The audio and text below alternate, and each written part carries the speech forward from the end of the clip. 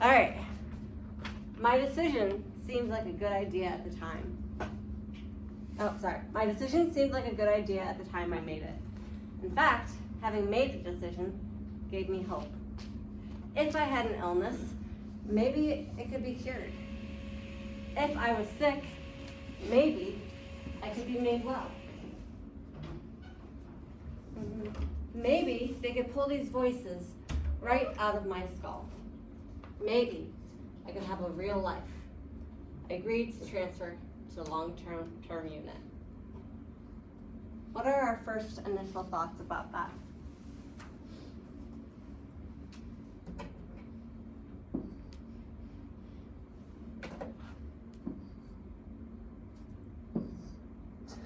This way up.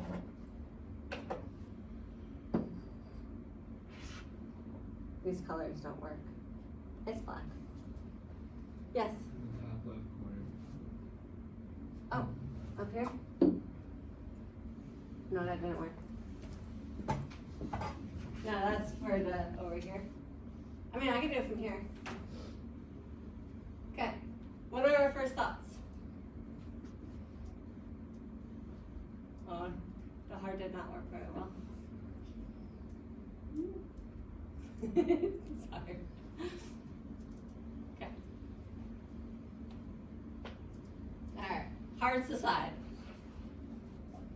What do we notice about this quote?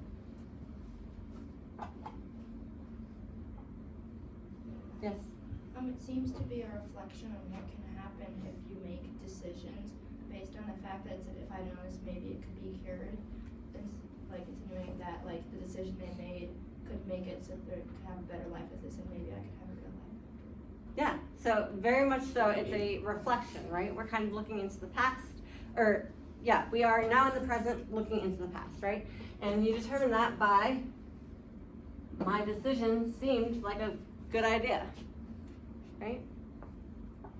What else do we notice? Oh, more specifically, the seemed, right? Past tense. We're somewhere in the future, looking into the past, reflecting on something. What else do we notice about this?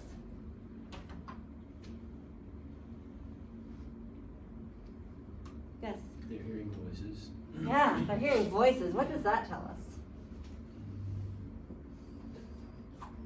A little schizophrenic. Yeah, they're probably schizophrenic. If you're hearing voices in your head outside of the normal, traditional, like, oh, you should do this or you shouldn't do that, or even just like the thoughts in your head, if you're hearing voices, there's a good chance that you might be schizophrenic. Right? What else tells us that this person might be schizophrenic? Yes?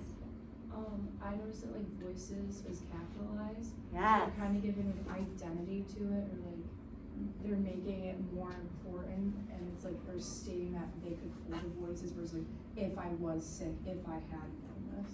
Yeah, absolutely. So the V is capitalized, right? So it's personified. It's a person outside of myself. I'm hearing these voices in my head that are not my voices. It's somebody else, right? It's a person. Not only that, it's plural, right? Sorry, it's like voices. There's many of them. There's not just one. There's more than one. Mind you, with anything that involves schizophrenia, these voices are not kind. They're not nice. They're not saying, you got this. You're going to do great. You're amazing. No. These voices are more like, God, you're worthless. You're a waste of space. Why are you even alive? They hate you. Everybody hates you. They're out to get you. They're following you. You see them over there talking? They're talking about you. Maybe you should just kill yourself. Maybe you should kill them.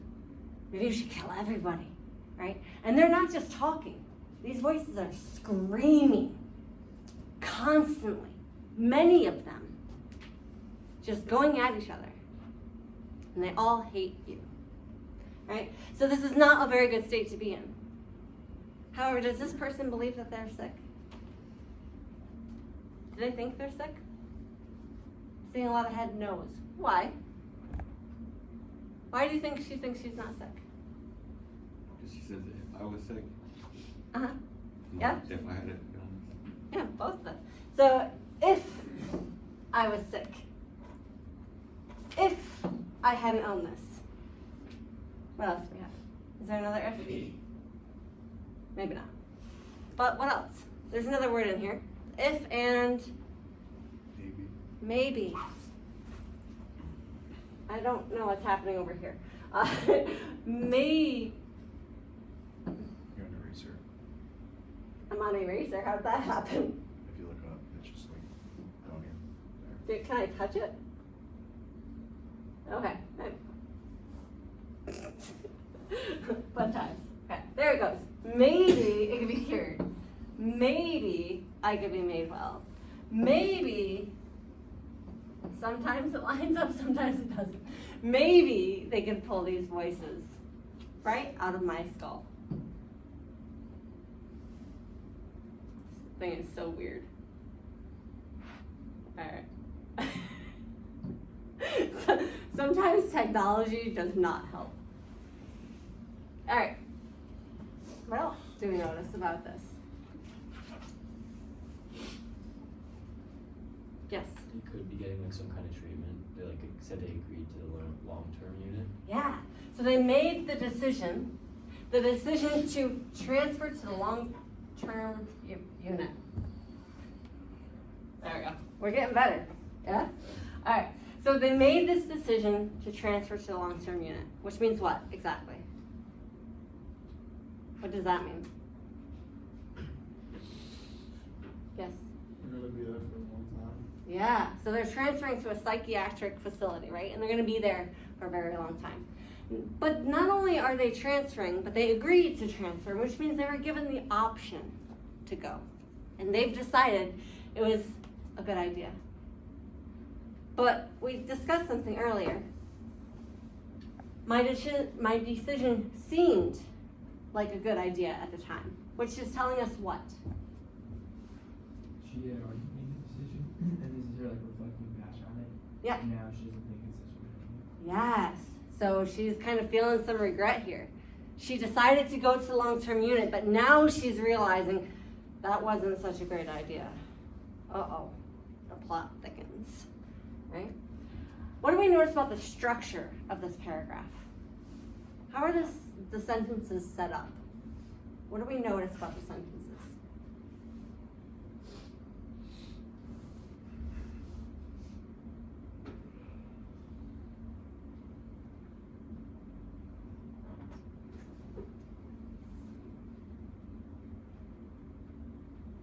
It's getting a little jumbled up here now. Let's see if I can figure out how to series.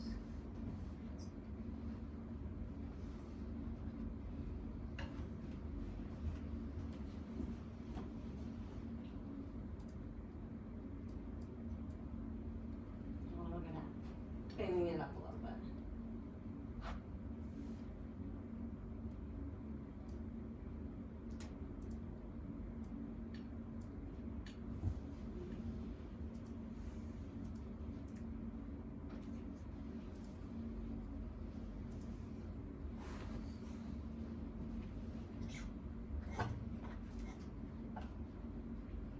Do you notice any repetitions? Yeah? Like what? Yeah. There's the repetition of if I had, and then like an illness or ailment, and then it continues to maybe it could, and then it has like a possible like solution it could have, like a problem solution. Yeah. If I had an illness, maybe it could be cured. If I was sick, maybe it could be made well. Maybe they can pull these voices right out of my skull. Right? So we have a lot of back and forth. If, maybe, if, maybe. What about this word here? Oops, I meant to circle that. It says skull. What do we think when we hear skull? Hmm? Head. A head? Yeah. So we have voices in my head, in my skull. Sorry. But where does that, yes? Like using skull says like voices in my head or voices in my brain, it sounds almost more painful. Yeah. Like it's like shooting paint to her skull. Yeah. It's not just voices in my head, they're voices in my skull. right? Not only that, we have another parallelism, which is skull and life. Back and forth. We have life and we have death, right? What else do we have here? So we have another repetition of decision. So we have a decision here, we have a decision here, and that decision gave us hope.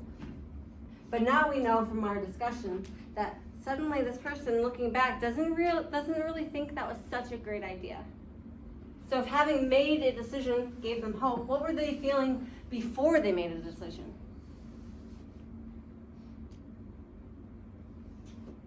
Yes? Hopeless. Yeah, they were feeling hopeless before. Then they made a decision, they were hopeful. But now they're looking back on it, and it wasn't such a great decision, which means they're probably feeling what? Regret. Yeah, regret. So there's a lot of mixed feelings happening here inside the narrator themselves. Who is this narrator, by the way? Do we know?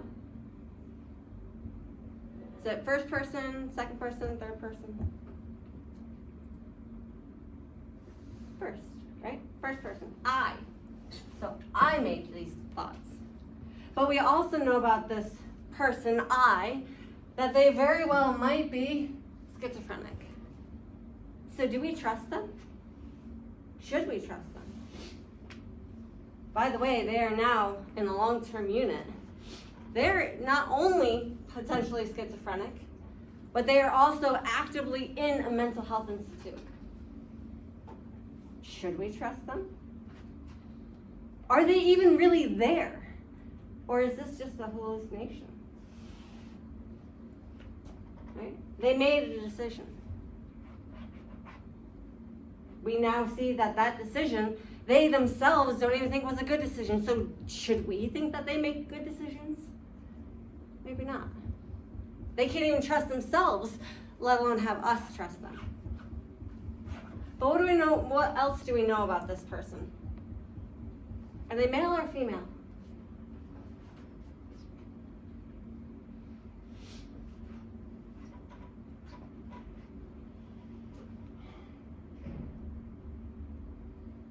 Any guesses?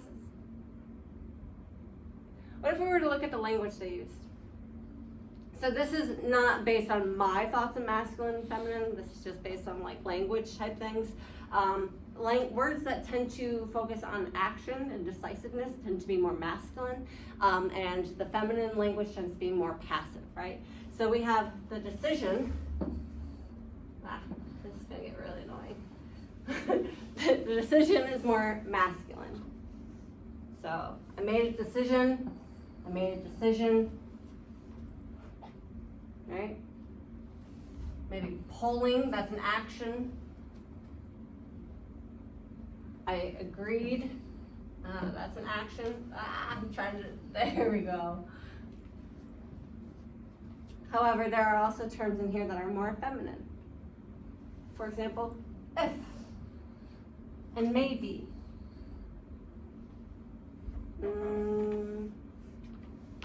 Cured. Those are all feminine. But then there's also ideas, that tends to be a little more masculine. And made is more masculine. However, seemed is more feminine. So based on the language that they are using, are they masculine or feminine? Do we know? We don't know. So you can't always get all the information that you need from one place. And so sometimes you need to kind of look at the context. What is going on around this? So this is the book. Can we see it okay? What do we think now? Yes? That it had a girl or a woman because the cover has like a woman's hair. Yeah. But what about man buns? My boyfriend has a man bun, by the way. It could be masculine, but you can't really see the face. What is the symbolism of the face, by the way? The face is all scribbled out. What do we think that means? What could that signify? Yes? A The loss of identity, that they can't Yeah. really recognize themselves. Yeah, they can't even recognize themselves. So if they don't even really know who they are and they're trying to find themselves, it kind of makes sense that we're not really sure, is this a man or a woman? We don't know because they don't know. But yes, it is a pink cover, and yes, it is in fact a female. In fact, this is written by Laurie Schiller and her sister, Amanda Bennett. And it is called The Quiet Room. And it has a little subtitle, A Journey Out of the Torment of Madness. What does that tell us? By the way, just because an author is male or female, does that mean the main character, the narrator, is male or female? No, not necessarily. So just because a woman is writing it, doesn't even mean that the character is female. However, this subtitle here, A Journey Out of the Torment of Madness, what can we infer about that subtitle? What does that tell us about the narrator in the story? Is this going to be a fiction or a nonfiction book?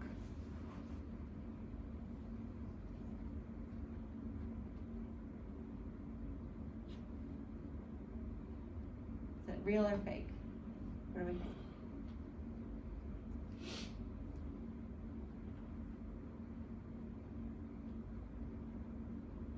It's a hard question. Yes?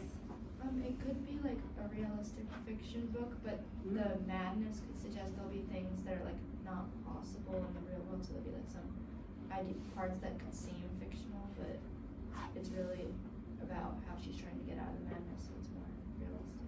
Yes. So this whole book, actually, can I scroll over this? I think I can. Yeah. So it says, and I quote, a book of rare power, passion, and intelligence. Travel with Laurie into the heart of schizophrenia, and you will never be the same. In fact, this entire book is an autobiography by Laurie about her own personal journey through schizophrenia. And her sister is helping her write it because Laurie doesn't even trust herself to fill in all the pieces. In fact, the entire structure of the book transitions between Laurie speaking about herself using I and having entire chapters written by family members or doctors or using the notes from the inpatient process, right? So it's kind of using bits and pieces of information from other sources to really kind of fill out the parts that she wasn't aware of or didn't know or couldn't remember, especially at those points where she was manic, right? Her thoughts were racing. She didn't know where she was or who she was or what she was doing. And so other people kind of had to fill in those gaps for her. All right, so not only do we know where the book is coming from, but we also know it was published in 1994, and it was written about the time period, you can't really see that, in the 1980s to early 1990s. During that time, mental illness wasn't exactly well known. Right? And so part of what she is trying to do by writing this book is not only bring more awareness to people who aren't familiar with schizophrenia, but also to show other people who are suffering from schizophrenia they're not alone. It's also insight for doctors, psychologists, to read about what's happening in the inner world of somebody with schizophrenia. All right. So not only are we looking at the entire book, but we can also look at what is written before and after our quote. So what is the context of the quote itself? So this is what she says before what we just went over. So when the doctors handed me the choice to go or to stay, something snapped inside me. This time, instead of trying to die, why not try to live? The last time I had been in the hospital, I had fought the programs. This time, why not go along with them? The last time, I had allied myself with the voices. This time, why not fight them? My decision seemed like a good idea at the time I made it. In fact, having made a decision gave me hope. If I had an illness, maybe it could be cured. If I was sick, maybe I could be made well. Maybe they could pull these voices right out of my skull. Maybe I could have a real life. I agreed to transfer to the long-term unit. Yes, back at the time, it had all made sense. Now that I was here, however, everything seemed different. So not only is she regretting her decision to go to long-term unit, but she's also regretting everything that happened before that. Which is, last time she was in the hospital, which means this is not her first time going into the hospital, I had fought the programs. This time, why not go along with them? But now she's saying that decision seemed like a good idea at the time. Going along with the programs, trying to fight the voices. She's now realizing this was all a big mistake, right? So now we're kind of seeing where her mind is at this moment. All right, we have a little bit of time left of class. So I want you guys to break up into groups. And I want you to pull out the schools of thought lecture material that we had last time.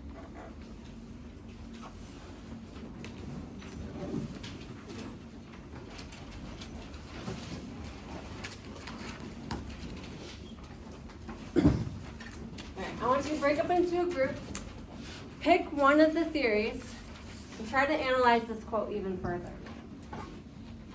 So if you're looking at structuralism, you might look at those individual sentences and how they are layered. Or maybe you're looking at this from the sense of Marxism. What economic status can we defer from this quote about our narrator? Is she rich? Is she poor? Middle class? How do we know that? So we now know it's a female. What else? Okay, let me look back at my notes here. Maybe you might look at this from the perspective of romanticism. The primary goal is art for art's sake. How is this artistic? Without looking at any other further meaning. How is it poetic in a way? Maybe deconstruction, do a close reading, which is what we just kind of did. But looking at one single word, trying to infer what that means. For example, maybe. What does maybe mean? You can look at it from the theory of trauma, or maybe even cognitive theory. How do you see problem solving happening within this paragraph? All right, so break up into your groups and see what you can come up with. I'm going to go ahead and stop the recording.